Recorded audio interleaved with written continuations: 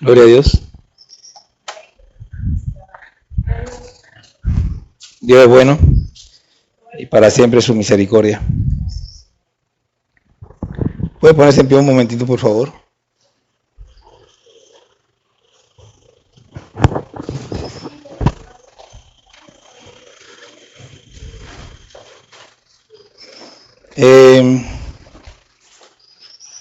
Antes de orar,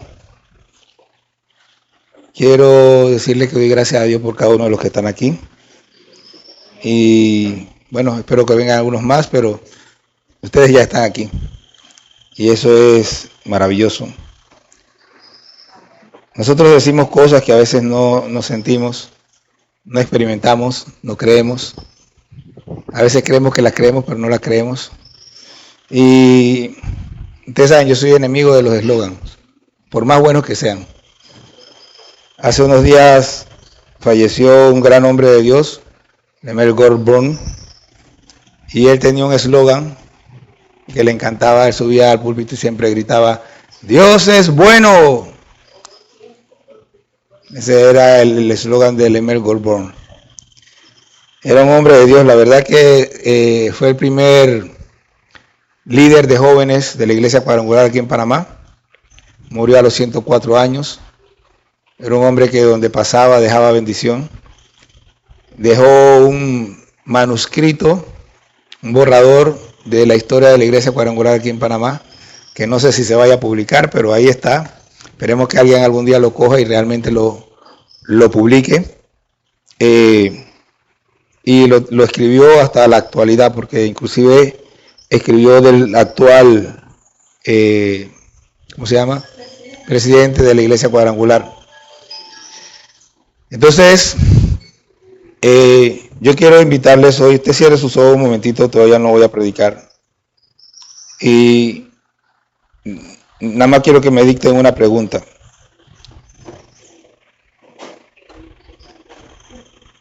Cierre sus ojos y mediten lo siguiente. La pregunta es la siguiente: ¿quién soy yo en el reino de los cielos?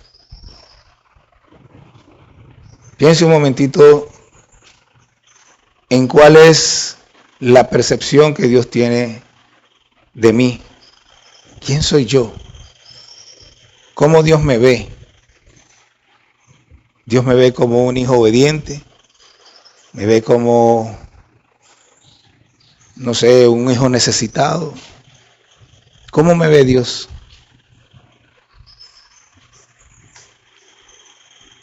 Piénselo un momentito.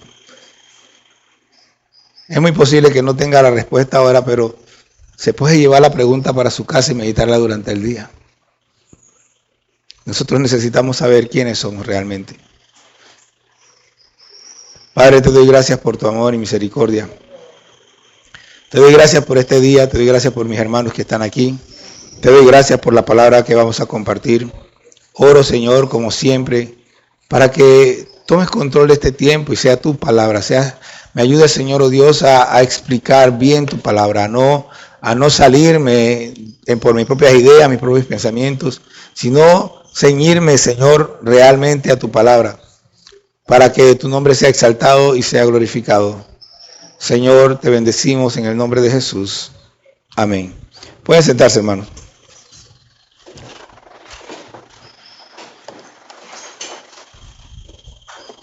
Ya a veces me pongo a pensar en lo maravilloso que es entender que mi esposa y yo no tenemos que parecernos, que las diferencias entre nosotros son lo mejor que tenemos. Le puedo decir, por ejemplo, mi esposa cuando sirve el desayuno, ella pone la avena y la otra cosa acá. Cuando empezamos a comer, ella empieza por el líquido y yo empiezo por lo sólido. Y así somos en casi todo. Ella empieza por un lado y yo empiezo por el otro.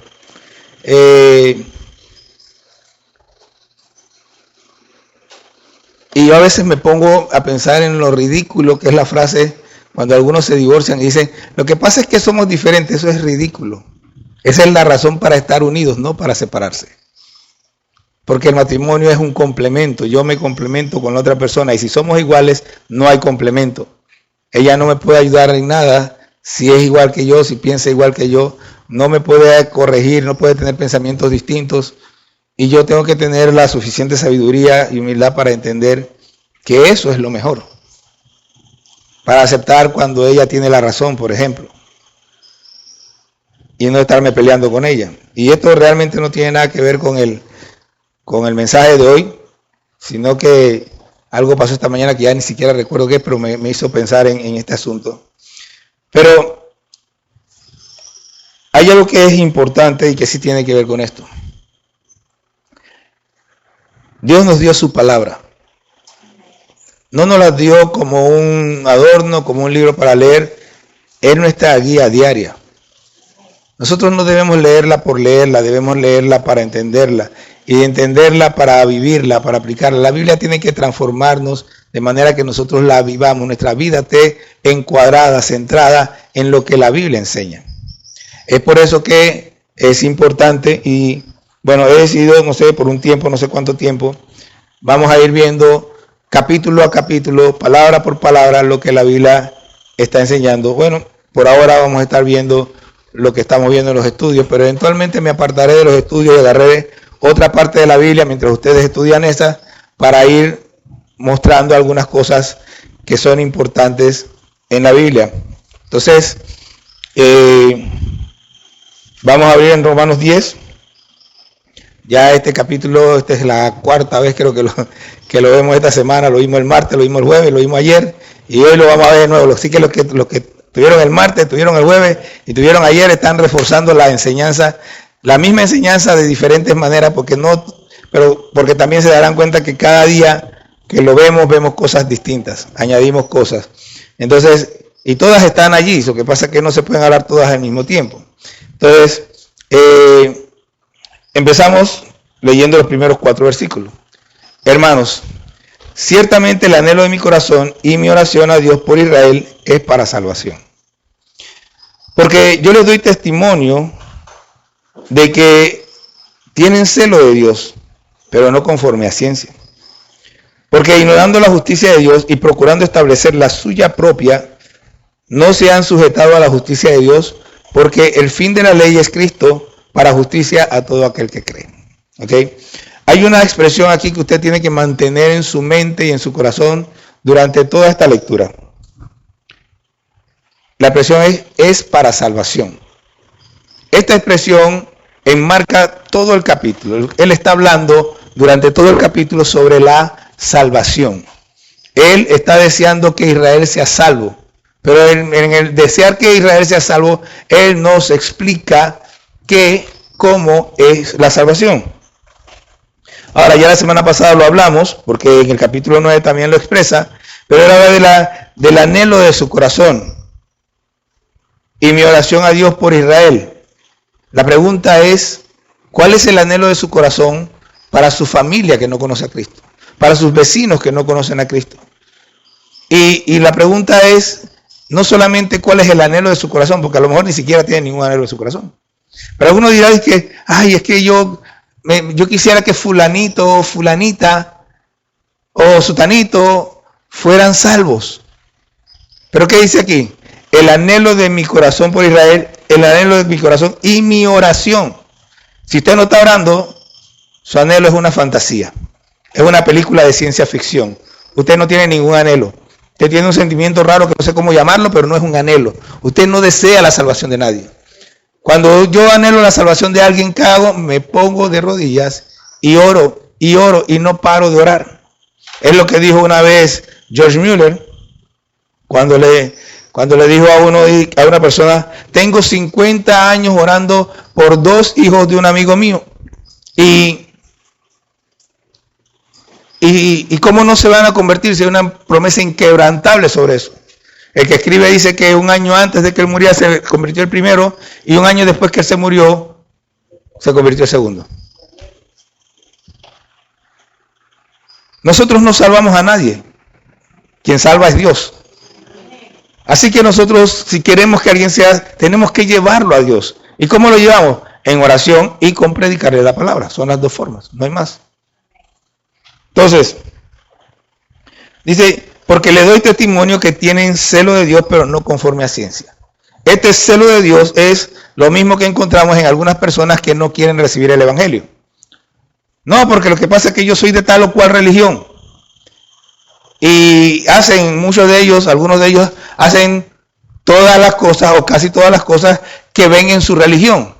Tienen celo por Dios de acuerdo a su religión, de acuerdo a lo que les han enseñado, pero no conforme a un conocimiento verdadero, real, de quién es Dios, no conforme a ciencia. Entonces, ellos realmente no conocen a Dios, no saben realmente quién es Dios. Ellos están tratando de buscar a Dios como quien está tocando así a tientas a la pared en oscuro. Porque en eso es lo que están, en oscuridad, y están tanteando, pero no logran llegar. Nosotros no tenemos que tantear para encontrar a Dios, tenemos que escuchar, porque Dios nos está hablando. Si nosotros escuchamos, si nosotros abrimos nuestro corazón, nuestro oído y escuchamos, vamos a escuchar la voz de Dios llamándonos de diferentes maneras. Entonces, porque ignorando la justicia de Dios y procurando establecer la suya propia, no se han sujetado a la justicia de Dios. Y esto mismo es lo que estoy diciendo. Ellos tratan de que Dios se encuadre en lo que ellos creen, en su propio pensamiento, en su propio deseo, su propia justicia. No, Dios es ¿cómo? No es como tú piensas, es como dice su palabra.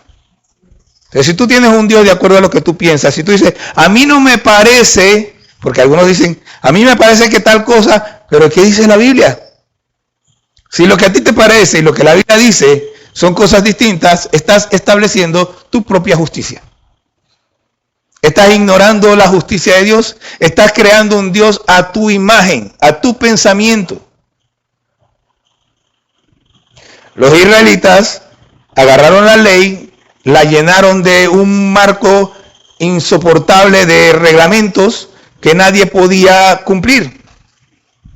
De hecho, la misma ley de Dios era imposible que nosotros la cumpliéramos. Pero ellos todavía la pusieron peor. Porque, por ejemplo, el día sábado, cuando tú vas a Éxodo, el día de sábado no habla nada de distancias, de cuánto uno puede caminar o no. Habla de que no trabaje, de que no prepare comida ese día. No habla de que yo no puedo caminar más de 1 kilómetro, por ejemplo. Y ellos dicen que no, que si uno camina más de 1 kilómetro, ya está trabajando. Eso es lo que decían ellos. Eso es invención de ellos. Ellos estaban creando su propia justicia. Cuando nosotros agarramos la palabra de Dios y empezamos a inventarnos reglamentos y cosas, voy a hablar de algo que es polémico, pero ilustra bien. Cuando alguien dice, por ejemplo, que el hecho de que la mujer use pantalón es pecado, está estableciendo su propia ley. La Biblia no enseña eso. Ya ustedes saben lo que yo pienso, así que no lo voy a explicar más. Pero el que dice, por ejemplo, que una mujer que anda con pantalón está pecando, está estableciendo su propia ley porque la Biblia no enseña eso. En la Biblia, cuando se escribió la Biblia, los pantalones ni siquiera existían. Así que no podían estar hablando de eso. Ahora, nosotros podemos, en base a la Biblia, crear un concepto bíblico sobre el asunto. Y de nuevo, ya yo les he dicho a ustedes lo que yo pienso sobre eso. Aquí, en este púlpito, no permitimos a la gente venir en pantalones. Ahora yo soy medio distraído y puede ser que alguien llegue y, pastor, es que no me di cuenta, no estaba pensando en eso, estaba orando, estaba en el cielo, no, estaba en cualquier lado y no por eso fue que se pasó, pero no fue porque yo simplemente, si yo me doy cuenta, no se para enfrente. Pero no es porque es pecado. ¿Ok? Entonces, dice, porque el fin de la ley es Cristo para justicia a todo aquel que cree. Y para esto, vámonos por favor a Gálatas capítulo 3. Gálatas 3, vamos al versículo 19. Dice, porque el fin de la ley es Cristo para salvación a todo aquel. ¿Qué significa que el fin de la ley es Cristo? Bueno, Gálatas capítulo 3, versículo 19 dice, entonces, ¿para qué sirve la ley? Fue añadida a causa de las transgresiones hasta que viniese la simiente a quien fue hecha la promesa. ¿Quién es la simiente? Jesús. O sea que la ley tenía un fin hasta que viniese la simiente a quien fue hecha la promesa. Versículo 23. Pero antes que viniese la fe, estábamos confinados bajo la ley, encerrados para aquella fe que iba a ser revelada. De manera que la ley ha sido nuestro ayo, nuestro cuidador, nuestro guía, para llevarnos a Cristo, a fin de que fuésemos justificados por la fe. Pero venida la fe, ya no estamos bajo ayo, ya no estamos bajo la ley. Pues todos sois hijos de Dios por la fe en Cristo Jesús. ¿Qué le parece? Me encanta. ¿Ok? Entonces, el fin de la ley es Cristo. Cuando la ley preparaba a la gente para recibir a Cristo. La ley sigue preparando a la gente para llegar a Cristo. Estaba escuchando a alguien hablando sobre el Evangelio de Juan. Muy interesante. Explicando algunas cosas ahí del Evangelio de Juan. Y dijo algo que a mí me sorprendió. En los primeros 3 evangelios, él habló de 2 palabras, una que aparece mucho en el evangelio y otra que no aparece. Él habla de la palabra pisteo, que es la palabra que nosotros conocemos como fe o creer, que aparece 98 veces en el evangelio de Juan y en los otros apenas se menciona. Y habla de la palabra arrepentimiento, que en el evangelio de Juan no aparece. Y dice, ¿por qué no aparece? Porque el énfasis de Juan o el enfoque de Juan es que tengas un encuentro con Jesús. Que Jesús es el que nos transforma. Ahora, si agarro los otros evangelios que hablan del arrepentimiento, ¿qué es el arrepentimiento? El arrepentimiento es yo me doy cuenta que actué mal, me siento mal porque me actué mal y decido no actuar mal más. Me volteo hacia el otro lado. O sea, yo voy caminando hacia allá, voy haciendo esto, lo otro, y de repente voy por mal camino. Este no es el camino, me devuelvo y cojo el camino contrario. El arrepentimiento es simple y sencillamente, yo voy en contra de Cristo y me vuelvo hacia Cristo. Pero eso requiere que haya un encuentro con Cristo. Entonces, para arrepentirme, yo tengo que descubrir que hice mal. Y eso es lo que hace la ley. La ley me indica en qué estoy mal. Y cuando yo entiendo que estoy mal, entonces tengo la oportunidad de arrepentirme. Entonces, dice el versículo 5, porque la justicia que es por la ley, porque de la justicia que es por la ley Moisés escribe así, el hombre que haga estas cosas vivirá por ellas. ¿Ok? Y aquí la palabra importante es haga. Yo sé, a lo mejor a usted le pasó conmigo, como a mí, que lo que me llama la atención es que dice vivirá por ellas. Y me rompo la cabeza pensando, ¿qué significa vivirá por ellas? Pero el énfasis está en haga. El hombre que haga estas cosas, vivirá por ellas. Entonces dice, aquí la pregunta es, ¿qué hombre en la historia de la humanidad ha podido cumplir la ley? Solo uno, Jesús. Nadie ha podido vivir la ley en plena. Así que nadie puede vivir por la ley porque ninguno ha cumplido la ley completamente. Entonces dice, pero la justicia que es por la fe, dice así, no digas en tu corazón, ¿quién subirá al cielo? Esto es para traer abajo a Cristo. O ¿quién descenderá al abismo? Esto es para hacer subir a Cristo de entre los muertos. O sea, la fe dice, yo no tengo que hacer grandes cosas. Yo no tengo que pagar mandas. Yo no tengo que arrodillarme sobre platillos. Yo no tengo que caminar tantos kilómetros. Yo no tengo que hacer nada. O sea, no es lo que yo haga. Aquí lo que está haciendo Pablo es una exageración. Primero, nadie pudiera subir al cielo para bajar a Cristo. Y nadie pudiera bajar al abismo a hacer subir a Cristo, aunque Cristo estuviera en ese lugar. Lo que él está haciendo no es un asunto de esfuerzo humano, no es un asunto de trabajo, de esfuerzo, de que yo tengo que hacer algo, cualquier cosa, por pequeño o grande, para hacer venir a Cristo. Entonces dice, más que dice, cerca de ti está la palabra, en tu boca y en tu corazón. O sea, que la salvación no tiene que ver con lo que yo hago, sino que tiene que ver un poco con lo que yo hablo. La palabra de salvación dice que está en mi boca y en mi corazón, dice el apóstol Pablo. Dice, esta es la palabra de fe que predicamos. Que si confesares con tu boca que Jesús es el Señor y creyeres en tu corazón que Dios le levantó de los muertos, serás salvo. Porque con el corazón se cree para justicia, pero con la boca se confiesa para salvación. Ahora, de nuevo aquí, ¿qué es lo importante? Lo importante es creer en el corazón. ¿Por qué? Porque hay mucha gente que confiesa con su boca, como dicen por ahí, dicen pero no hacen. Y no hacen porque no creen. Yo cuando creo en algo, yo vivo por eso, yo hago eso, yo camino de esa manera. Pero si la gente no cree, y de hecho nosotros tenemos la experiencia, cuánta gente hemos hablado y hemos hecho la oración de fe, y la gente sí, yo creo en Jesús y repite la cosa, pero cuando nos volteamos y que ya se fueron esos locos. No creyeron. O sea, no creen. El tema aquí no es confesar con mi boca. El tema aquí es yo creo. Yo hablo lo que yo creo. Cuando yo lo creo, lo digo. Yo puedo decirlo sin creerlo, pero no puedo creerlo sin decirlo. El que dice que es salvo y no sé qué, pero real, no lo dice, no habla. No habla. Si usted no habla de Cristo, si usted no le da pena, usted no lo está creyendo. Eso es una realidad. No, yo creo. ¿Por qué? Porque vienes a la iglesia. ¿Cómo haces allá afuera? Cuando te encuentras con alguien.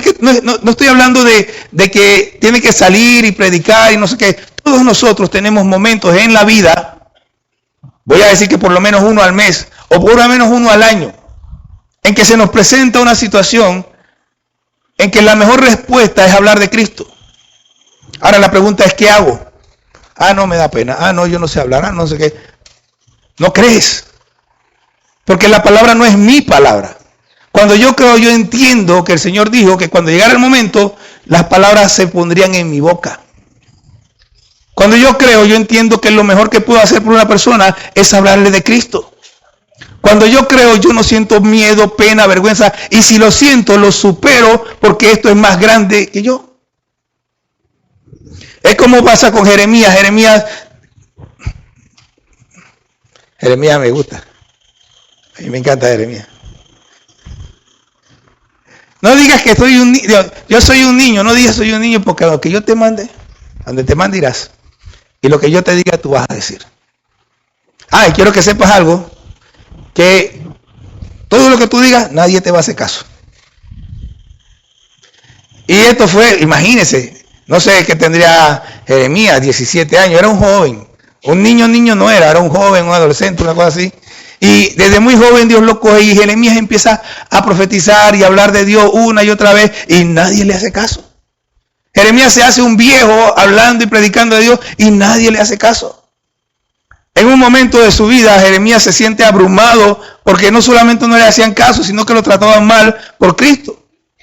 Y dice, no quiero hablar, no quise hablar. Pero dice que no pudo. Me encanta, Jeremías dice, me seduciste. Fuiste más fuerte que yo. O sea, no pudo resistir. No pudo aguantar porque esa palabra le quemaba. Él creía. Y no importa lo que hicieran los demás, él no se iba a callar. Ahora, ¿cómo me dicen a mí yo creo y no hablo? Está duro. Déjenme contarle un poco de mi propia historia. Porque yo soy como muchos de ustedes. Cuando yo estaba en la escuela, era un lío que yo me paraba, o sea, cuando hablaban de charla y esas cosas, eso era un lío. Yo pararme a dar charla. No. Eso me acuerda de Maña. Tenía un compañero que le decía Maña, pues se paraba a dar su charla y se la pasaba. Dije, todo el tiempo la charla estaba Maña. Entonces, a mí me costaba mucho eso. Pararme a dar charlas. Eso era difícil. Cuando yo me convierto, en estos días estaba hablando con un hermano y me acordé. Ustedes saben que yo nunca hice la oración de fe. Yo llegué a la iglesia Bueno, sí la hice de niño. Pero ya grande, cuando yo me convierto, yo llegué a la iglesia y me senté. Y seguí yendo y empecé a servir. Y nadie sabía si yo había hecho la oración de fe o no. No lo había hecho. Entonces, yo llego a la iglesia y empiezo a escuchar los mensajes. Y cada domingo yo salía con el pecho apretado. Porque yo sentía que me decían, predica, predica, predica. Y yo llegaba y esa cosa de que tenía de pelado me tenía amarrado, me tenía atado. Yo no podía abrir mi boca y era una lucha que tenía yo día con día porque quería hablar, pero no me atrevía. Hasta que un día abrí mi boca. Y empecé a hablar. Y yo creo que yo no he tenido un día tan feliz en mi vida como el día que la primera persona que aceptó a Cristo. Porque en ese tiempo yo sí creía en ese asunto. Pero ella no aceptó a Cristo porque yo le dijera, no, después de muchas situaciones, después de mucho hablar, en un momento en que ella se sentía abrumada, me llamó, éramos muy amigos, yo fui a la casa de ella, estábamos conversando y ella misma quiso recibir a Cristo. Hace años que no la veo, pero la última vez que la vi, después de años, todavía estaba caminando con el Señor. Nosotros tenemos que entender, nosotros estamos puestos aquí para hablar. Como he dicho en años anteriores, y hace rato que no se lo digo, si no fuera por la predicación del Evangelio, el día que usted se convirtió, si en verdad se convirtió ese día, se hubiera muerto y se hubiera ido para el cielo. Porque ¿qué más hacemos aquí? Después que uno se convierte, ¿qué pintamos en este lugar? Nada. La única razón por la que estamos aquí es porque otros necesitan escuchar lo que nosotros escuchamos. Hay gente que necesita ser salva y por eso la iglesia sigue en la tierra. Pero la iglesia no habla. El Señor Jesús dijo, vosotros sois la sal de la tierra. Pero si usted no habla, no es sal. Porque la sal necesita entrar en contacto con aquello a lo que va a transformar. Y de eso hablé ayer, así que hoy vamos a seguir por otro lado. Es necesario llevar la palabra. Porque la gente no cree si no es por la palabra. Hay gente que no, que tuve tal experiencia y no sé qué. Sí, eso te puede acercar, pero no te transforma. Lo que te transforma es la palabra. Y si no, pregúntele a todos aquellos que el Señor en el primer siglo sanó, que echó fuera demonios y demás. Y cuántos que le seguían y después estaban gritando, crucifíquenlo.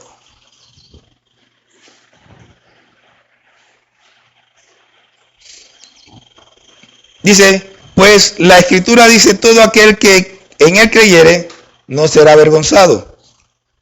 Y de nuevo, no será avergonzado no significa que en esta vida no voy a pasar vergüenza.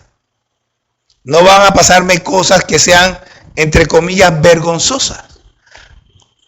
Lo que quiere decir eso es que cuando usted se pare frente a Cristo, no va a agachar la cabeza avergonzado.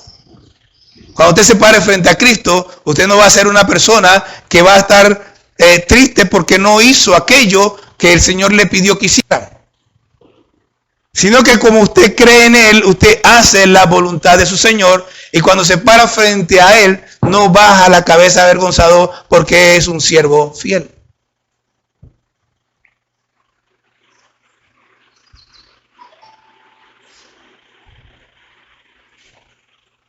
Dice Pablo, porque no hay diferencia entre judíos y griegos, pues el mismo que es Señor de todos es rico para con todos los que le invocan. Para con todos los que le invocan. Y aquí de nuevo hay que hacer una diferencia. Porque invocar puede decir que yo llamo al presidente Molino, lo que sea, estoy invocando el nombre de Molino. No, está hablando de aquellos que convertidos de corazón están clamando a Él, están pidiendo a Él, están orando a Él, están rendidos a Él. No es, aquí en la Biblia no hay absolutamente nada que sea superficial. por más que esté así a la vista, no es superficial. Está tocando siempre a lo profundo de nuestro ser, de nuestro corazón y a lo profundo del corazón de Dios. Dice, porque todo aquel que invocare el nombre del Señor será salvo. Será salvo. Todo el que invocare, yo voy a agregarle aquí, perdóname Señor, pero todo el que invocare de corazón el nombre del Señor será salvo.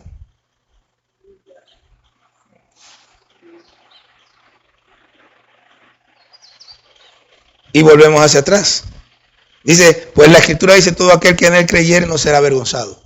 Y el que creyere, ¿qué hace? Le invoca.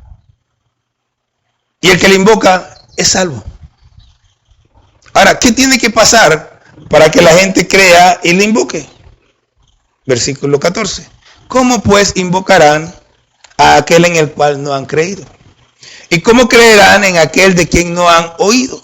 ¿Y cómo oirán sin haber quien les predique? ¿Y cómo predicarán si no fueren enviados?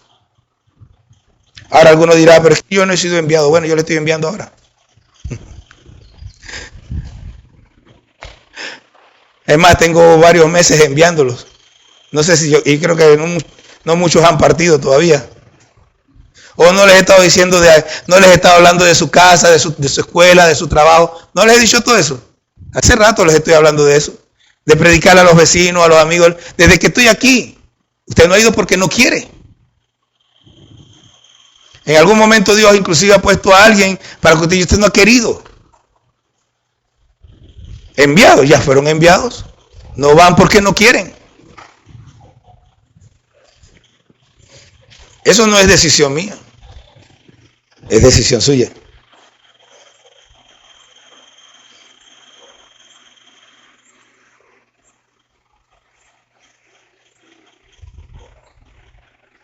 El tema es así. Somos enviados para predicar de manera que la gente oiga y habiendo oído crean y habiendo creído invoquen el nombre del Señor. Así funciona el proceso. Juan 20:21, el Señor Jesús le dice a los discípulos, como el Padre me envió, ahora yo los envío a ustedes. Le dijo a los discípulos. Como el Padre me envió. Lo que es la gran comisión no empieza con los discípulos, empieza con Jesús. El Padre envía a Jesús. Jesús testifica sobre el Padre, predica sobre el reino y hace discípulos. ¿Y qué hace? Envía a sus discípulos. Los discípulos predican sobre el Padre, testifican sobre el reino y hacen discípulos y los envían. Y eso se convierte en un siglo interminable, o más bien que terminará cuando Cristo venga.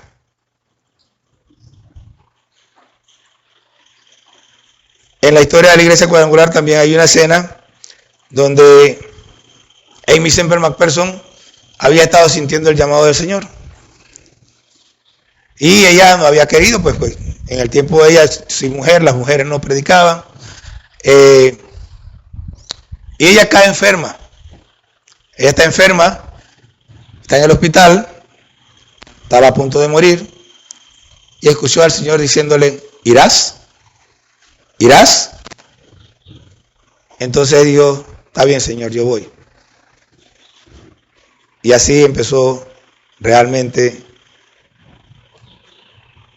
o fue lo que dio origen más adelante al Evangelio cuadrangular. ¿Irás? Y Dios te dice a ti hoy, ¿irás? Nosotros no tenemos que caer enfermos como Aimee. Pero Dios sigue preguntando lo mismo. ¿Irás? Dios te está enviando. Dice, como está escrito, cuán hermosos son los pies de los que anuncian la paz, de los que anuncian buenas nuevas. Cuán hermosos son los pies de los que hablan el Evangelio, de los que enseñan el Evangelio, de los que predican el Evangelio, de los que anuncian el Evangelio. ¿Y qué es el Evangelio? Mire, la Biblia lo describe como las buenas nuevas. Y usted, pétate eso en la cabeza. Cuando usted encuentra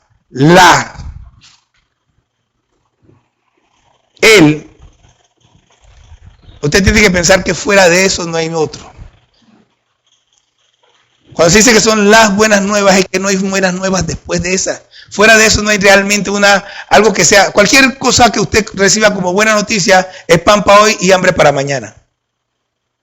Pero el Evangelio es salvación eterna.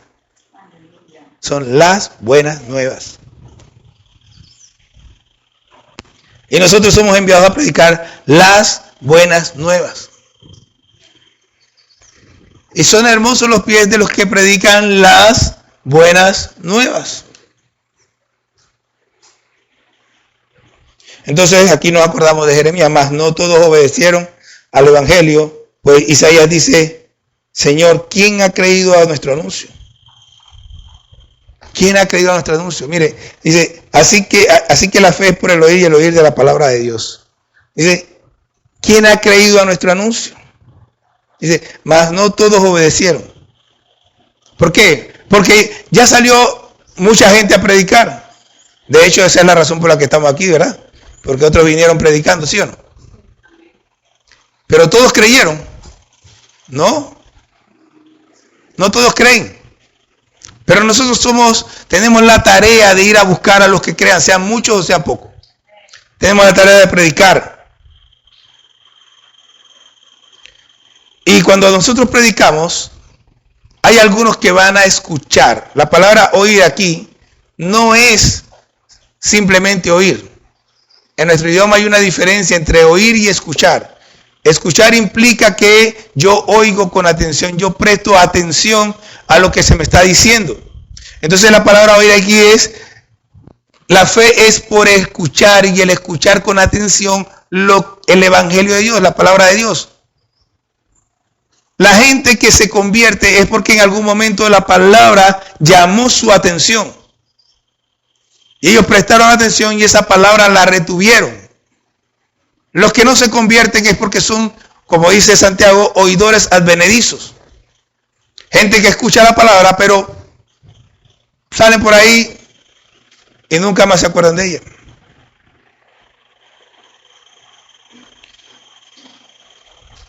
Pero digo, no han oído, antes bien, por toda la tierra ha salido la voz de ellos y hasta los fines de la tierra sus palabras.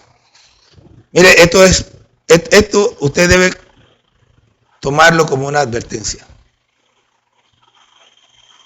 Yo le puedo preguntar también a usted, por ejemplo, ¿para quién está viviendo?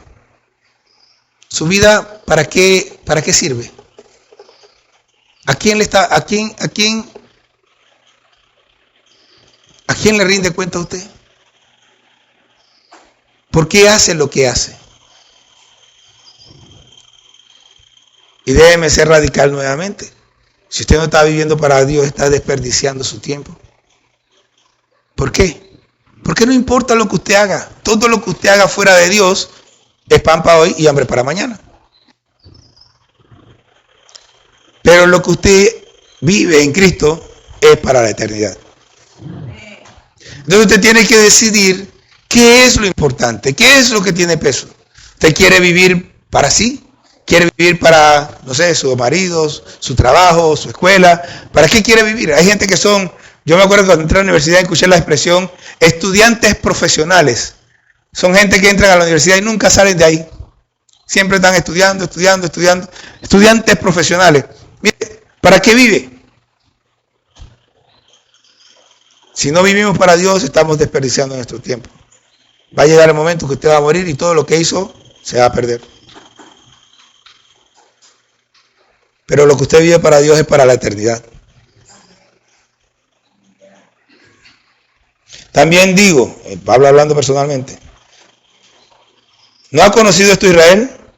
Primeramente Moisés dice, yo os provocaré a celos con un pueblo que no es pueblo, con pueblo insensato os provocaré a ira. E Isaías dice resueltamente, fui hallado de los que no me buscaban y me manifesté a los que no preguntaban por mí. Dice,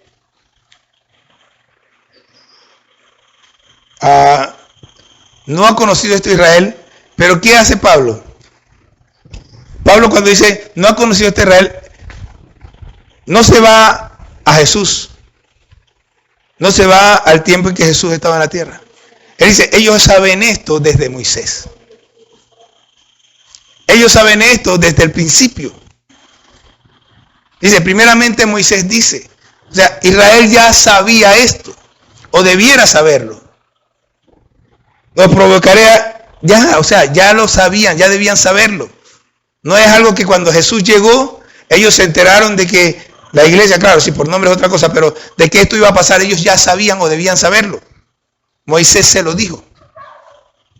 Y luego se va a Isaías, no se va a Jesús, se va a Isaías, dice, fui hallado de los que no me buscaban, me manifesté a los que no preguntaban por mí. Y Dios no está diciendo que nosotros lo hallamos a Él, dice, me manifesté. Fue Él que se mostró, que se dejó ver, que dejó que nosotros viéramos que Él existía. Y al dejarse ver, entonces nosotros nos dimos cuenta que Dios existía. No es algo que vino de nosotros hacia Él, fue algo que vino de Él hacia nosotros. Pero acerca de Israel dice, todo el día extendí mi mano a un pueblo rebelde y contradictor. Y esto es una advertencia.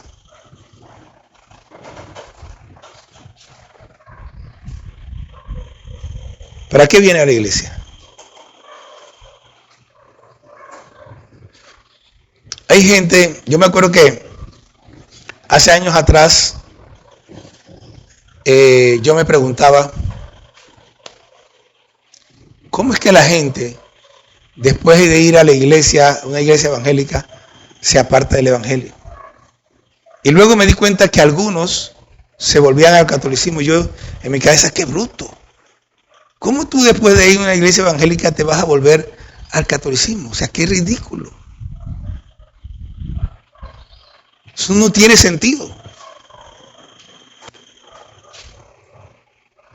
Tiene un poco de sentido si yo me voy a otra iglesia evangélica y voy buscando en alguna iglesia evangélica que predique, por ejemplo, si estoy en una iglesia evangélica, porque la iglesia evangélica más mala todavía es mejor que esa.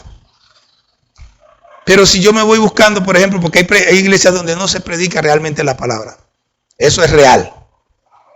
La gente predica lo que siente, lo que piensa, pero no predica la palabra. Entonces, si yo siento que no están predicando la palabra, yo me busco una donde van a predicar la palabra. Trato de encontrar una donde se predique la palabra.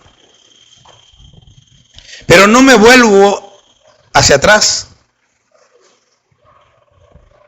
Ahora dice, todo el día extendí mis manos a un pueblo rebelde y contradictor.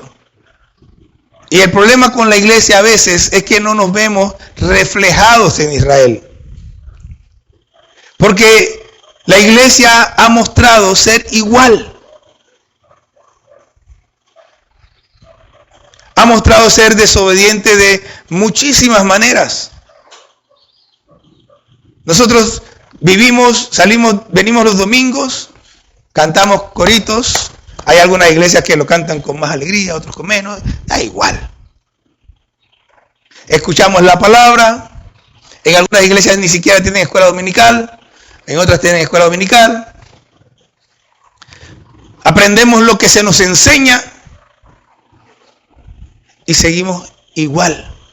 Porque no tenemos una relación con Dios.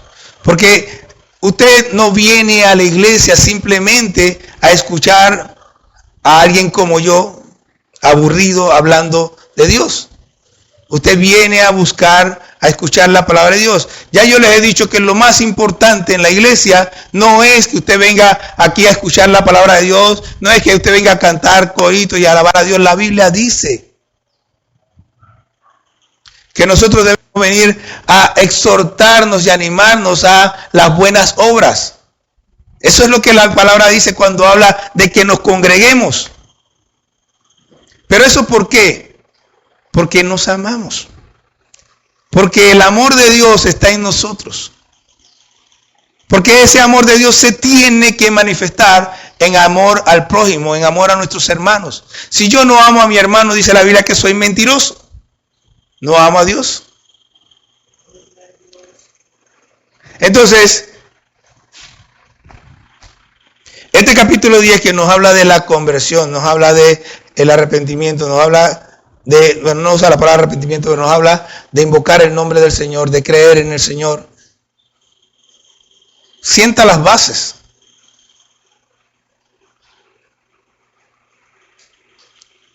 El creer en la Biblia no es,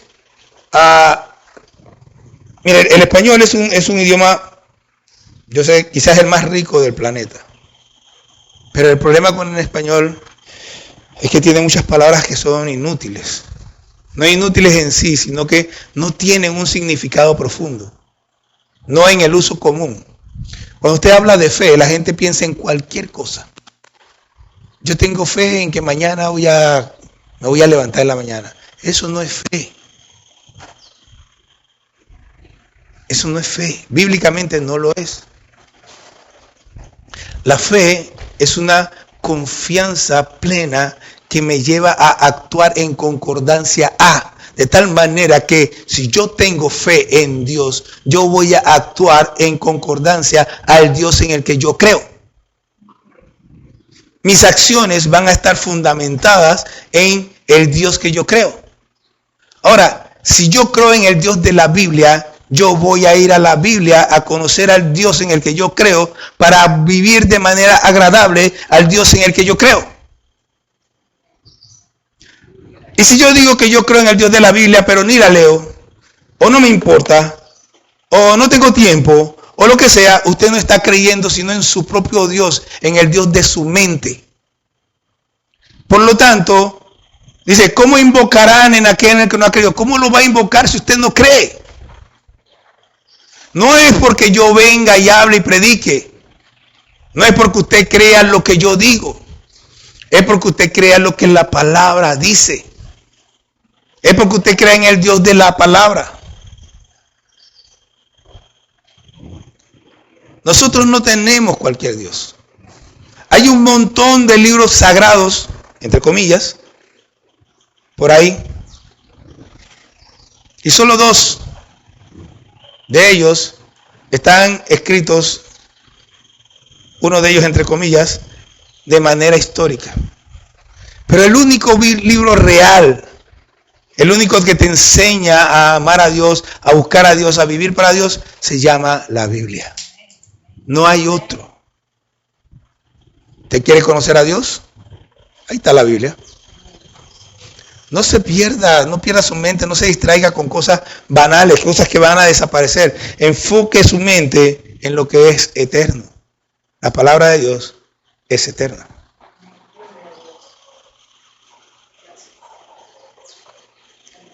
Cuando dice, y con esto termino, cerca de ti está la palabra en tu boca y en tu corazón.